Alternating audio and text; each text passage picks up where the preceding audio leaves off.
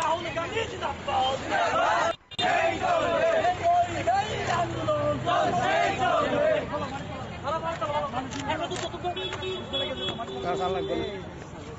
নরেন্দ্র মোদী হায় হায় হায় হায়।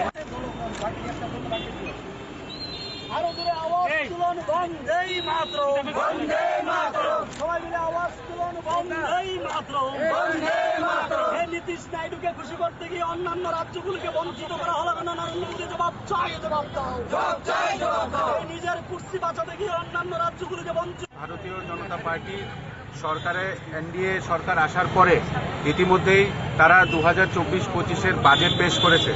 এই বাজেট মানুষের কল্যাণ বিরোধী বাজেট।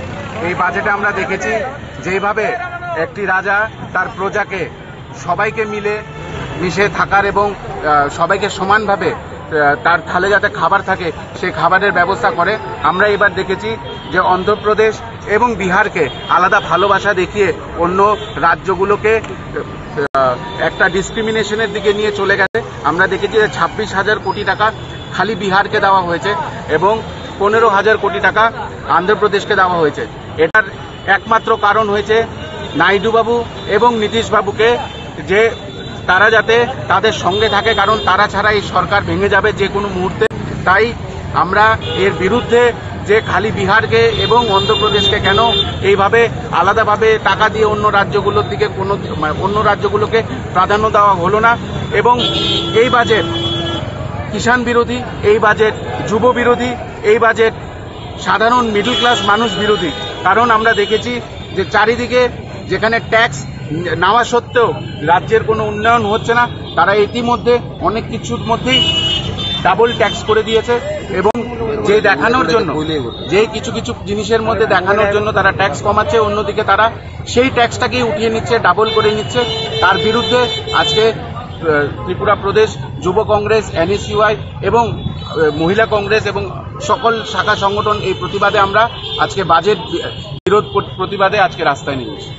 দেখানোর জন্য আজকে এই নোংরা খেলা খেলেছে বাজেটের দিয়ে এবং নীতিশবাবু এবং নাইডু বাবুকে ভরে ভরে টাকা দিয়েছেন এবং এটাও বলেছেন যে তারা আরও বেশিভাবে লোন পাবে সেন্টার থেকে। কিন্তু অন্য রাজ্যগুলো মহারাষ্ট্র থেকে শুরু করে দিল্লির থেকে শুরু করে কর্ণাটকা থেকে শুরু করে কোনো রাজ্যতেই সেরকমভাবে কোনো রকম ফান্ড তারা রিলিজ করতে নারাজ, কারণ এখন তারা খালি নাইডু বাবু এবং নীতিশবাবুকে খুশি করার পেছনে মরিয়া হয়ে পড়েছে। সুরক্ষার ব্যাপারেও কোনো কথা বলেনি এই বাজেটে, আপনারা দেখেছেন।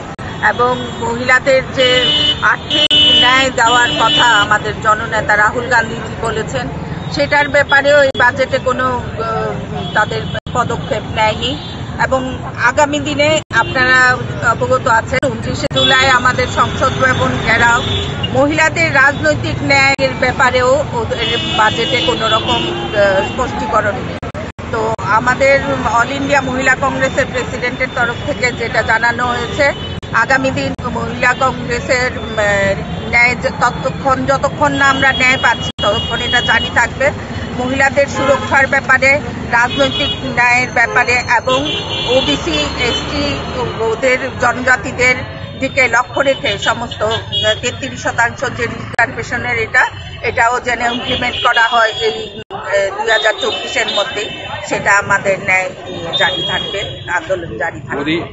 মোদী জাতীয় কংগ্রেস জিন্দাবাদ, রাহুল গান্ধী জিন্দাবাদ, রাহুল গান্ধী জিন্দাবাদ।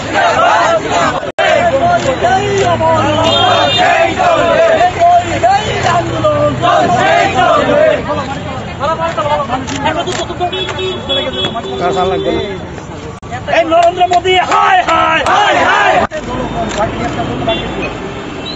আরো দূরে আওয়াজ তুলন বন্দে